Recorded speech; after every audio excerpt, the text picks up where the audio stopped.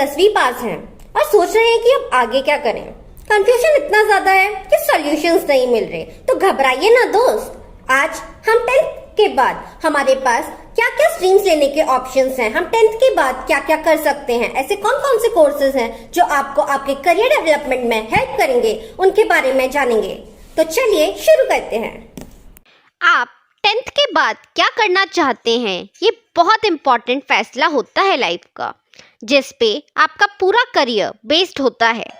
इसलिए ये डिसीजन आप खुद अपने चॉइस से लेना, किसी के दबाव या फिर किसी के फोर्स करने पर मत लेना।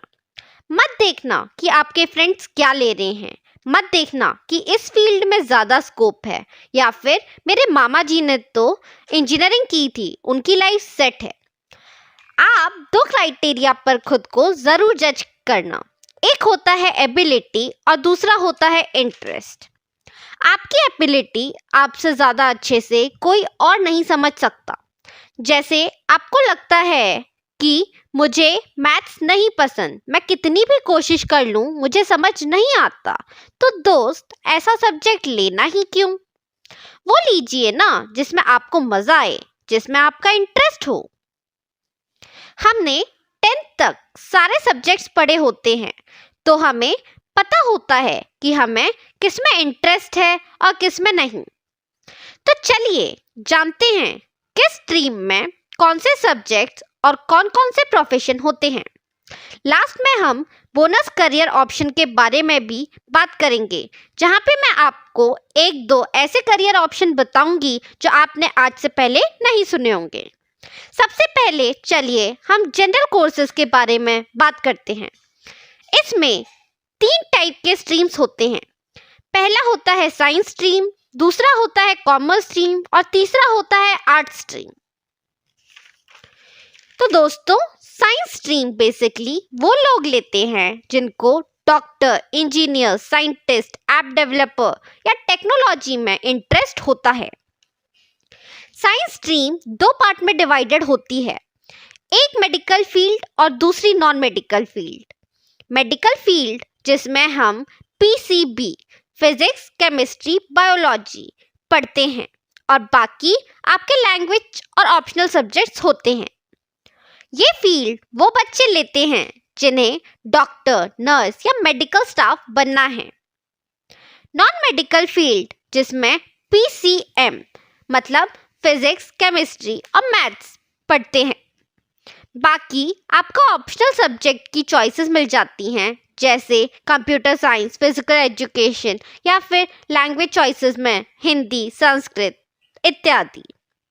ये फील्ड वो लोग लेते हैं जिनको आगे जाकर टेक्निकल फील्ड्स में वर्क करना है, जैसे कि scientist, app developers, engineers, astronaut, pilot.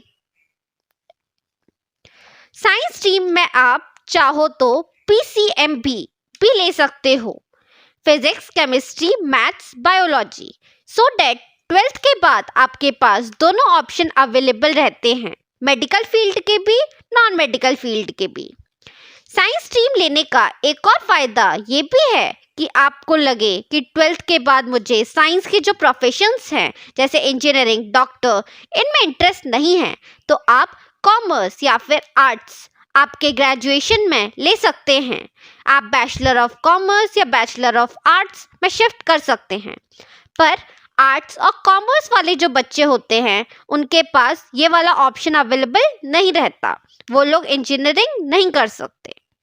तो चलिए अब जानते हैं कॉमर्स स्ट्रीम के बारे में। तो दोस्तों, कॉमर्स वो वाले बच्चे लेते हैं जो CA, company secretary, financial analyst, management analyst या फिर सेल्फ फंडेड बिजनेसमैन बनना चाहते हैं।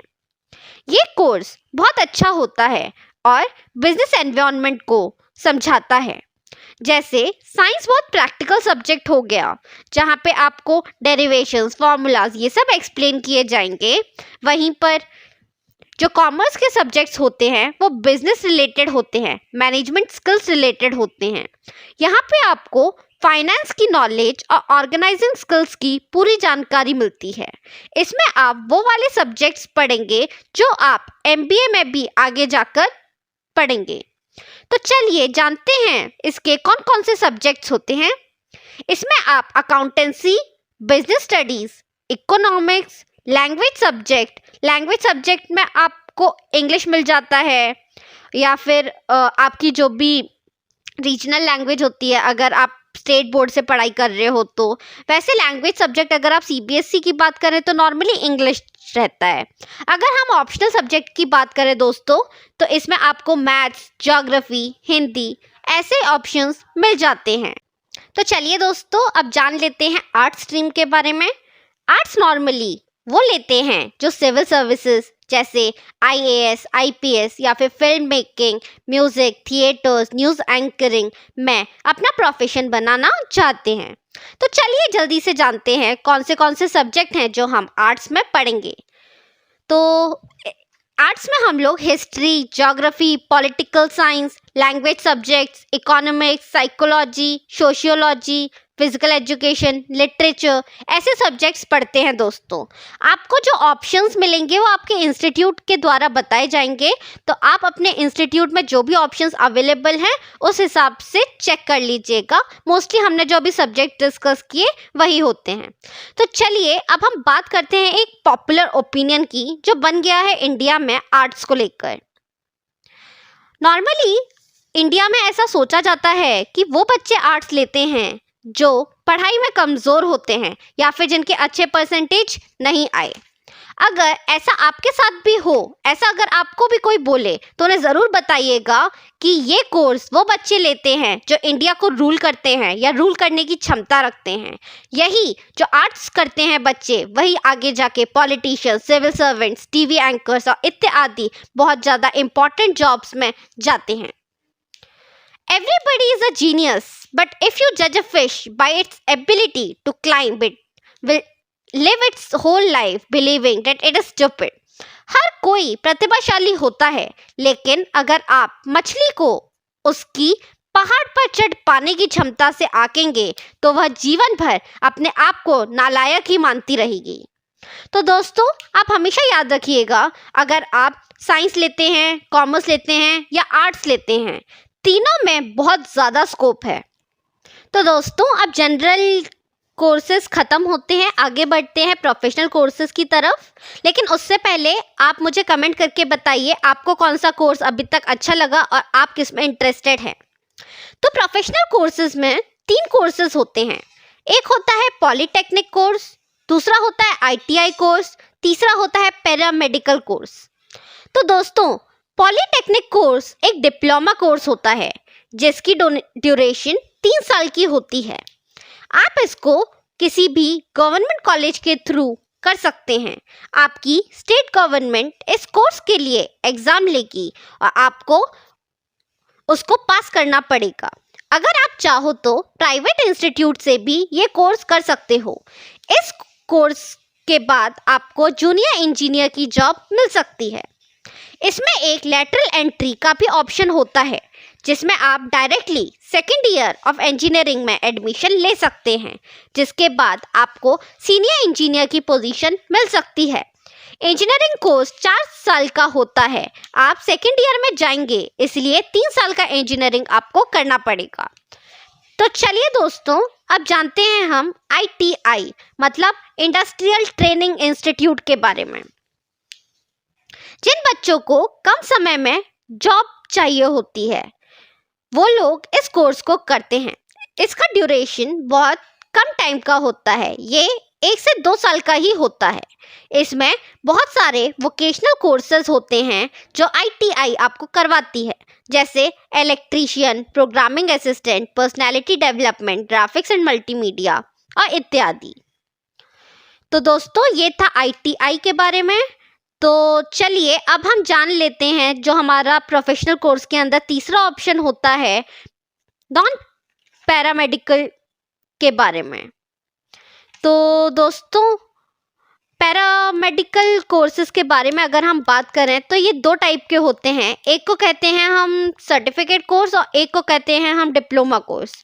सर्टिफिकेट कोर्स 3 महीने से लेके 12 महीने तक का होता है। डिप्लोमा कोर्स 1 साल से लेके 2 साल तक का होता है। इसके बाद आप MRI technician, x-ray technician, nursing care assistant बन सकते हैं। तो चलिए अब बात करते हैं शॉर्ट टर्म कोर्सेज की।